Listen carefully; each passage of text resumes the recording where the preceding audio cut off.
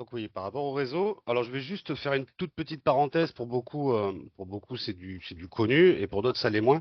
Les réseaux sont classifiés en fait, dès lors que vous géoréférencez vos réseaux, il y a une classification en catégorie A, B ou C, selon la précision en fait du géoréférencement.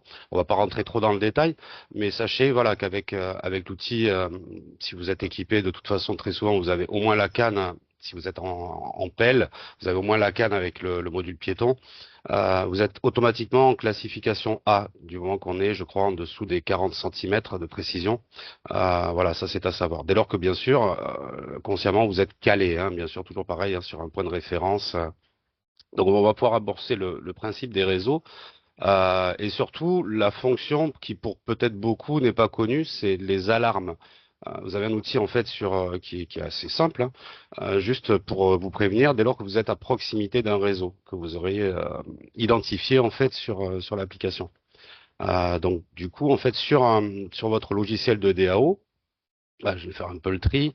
Voilà, par rapport à la gestion des calques, on va importer en fait le réseau et après, à vous de voir selon votre logiciel de DAO de trier les réseaux qui vous intéressent à suivre en tant qu'alarme, encore une fois, hein. Moi, en l'occurrence, voilà, moi je suis situé à Sordes.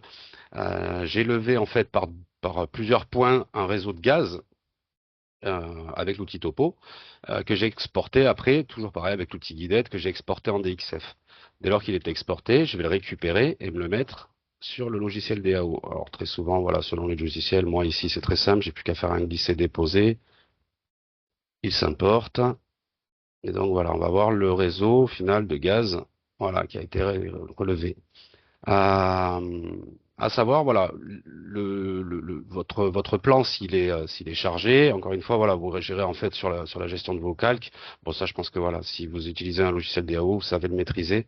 Moi, j'ai simplement isolé en fait ce réseau-là que je vais exporter en DXF. De préférence, pareil pour rappel, rester dans l'uniforme universel, c'est ne pas dépasser 2013 en DXF, version 2013. Voilà, c'est ce qu'on conseille. Après, il peut y avoir des principes de blocs, etc., qui sont mal identifiés. Ça peut très bien fonctionner avec du 2020, mais voilà, c'est pas conseillé en tout cas. Jusqu'à 2013, on a généralement pas constaté de problème. Donc là, voilà, on l'exporte en DXF. On va choisir le répertoire. Et je vais le nommer gaz. Je vais le nommer gaz alarme en fait. Le fichier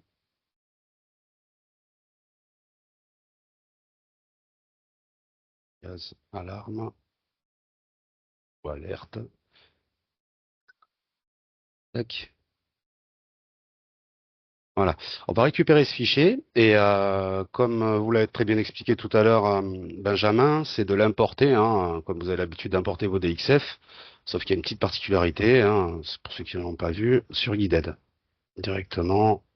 Donc je vais récupérer le fichier, hop, le gaz.dxf, il est là, je le récupère et je vais le mettre au sein de l'étude hein, qui s'appelle, moi en l'occurrence pour moi c'est SORD dans mon étude, étude SORD, voilà, et dans le répertoire DXF. On le colle là.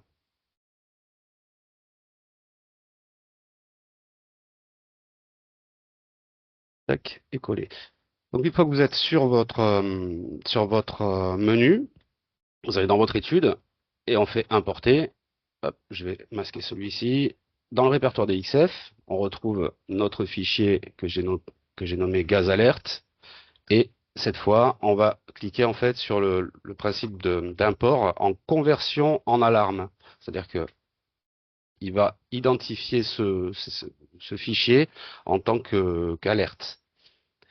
Voilà, une fois qu'il est importé, donc pour ceux qui n'ont jamais connu, en fait, il y a une icône sur la gauche, on la voit ici, voilà, une icône d'alerte qui permet d'activer le principe d'alerte en fait à proximité du réseau. Là, tenez pas compte de ça, c'est parce qu'on est en mode simulation, c'est pour pouvoir faire voilà, évoluer l'appel. Tac. Voilà, on va activer en fait le suivi de ligne.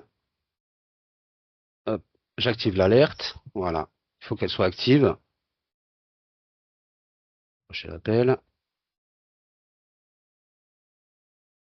On va faire un suivi de ligne.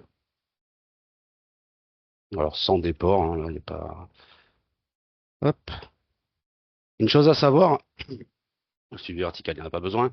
Chose à savoir, c'est que ce seuil, moi là, il est identifié sur 50 centimètres. J'ai le fichier qui est ouvert derrière, d'ailleurs, je vais vous montrer en suivant. C'est-à-dire que dès lors qu'on s'approche à moins de 50 centimètres de ce réseau, on a l'alerte franchement visible en haut de l'écran. Vous voyez le gros bandeau rouge, en fait, qui vous prévient, attention, voilà, là on est vraiment à proximité. Selon le point de référence au godet, hein. Donc là, en l'occurrence, c'est l'axe qui est sélectionné. Et ça peut se personnaliser. Alors, pour les personnes à qui ça intéresse, voilà, il y a un fichier, en l'occurrence, dans l'architecture du logiciel Guided, et c'est un fichier texte, hein, tout simple, hein, il s'appelle alarme distance, et là, il est prédéfini sur 500, c'est 500 millimètres. Donc là, c'est ce que j'expliquais, voilà, c'était à 50 centimètres que l'alerte se déclenche. Je reviens sur le... Hop là. Voilà, donc dès lors qu'on se rapproche en fait en dessous du seuil qui a été défini, l'alerte se déclenche, tout simplement.